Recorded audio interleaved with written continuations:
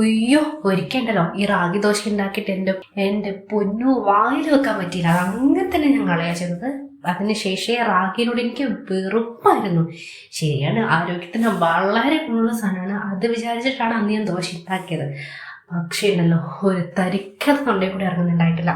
അപ്പോഴാണ് ഇൻസ്റ്റഗ്രാമിൽ ഇങ്ങനത്തെ ഒരു റെസിപ്പി ഉണ്ട്, നമ്മൾ ഉഴുന്നിട്ടിട്ട് റാഗി ദോശയാക്കുന്നത്.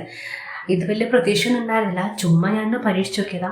പക്ഷെ ഇപ്പം ഉണ്ടല്ലോ ഇടയ്ക്കിടയ്ക്ക് എൻ്റെ വീട്ടിൽ ബ്രേക്ക്ഫാസ്റ്റാണ് ഈ റാഗി ദോശ, റാഗി ഇഡ്ഡലിയൊക്കെ.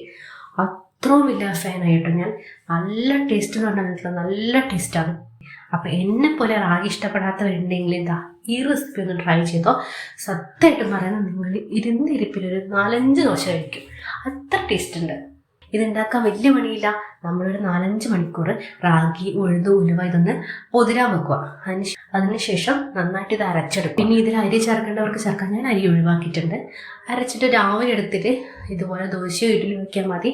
നല്ല ടേസ്റ്റാണ്. പിന്നെ പ്രത്യേകം ശ്രദ്ധിക്കണം, നമ്മുടെ ചട്നി നല്ല ടേസ്റ്റി ചട്നി ആണെങ്കിൽ പിന്നെ ഒന്നും പറയണ്ട, നിങ്ങൾ ഈ ദോശയുടെ ഇഡ്ഡലിയുടെ ഫാനാകും. എനിക്കിപ്പോൾ ഇത് 3 നേരം തന്നാലും ഞാൻ കഴിക്കുന്ന അവസ്ഥയിലെത്തിയിട്ടുണ്ട്. അപ്പം എല്ലാവരും ഒന്ന് ട്രൈ ചെയ്ത് നോക്ക് and subscribe my channel.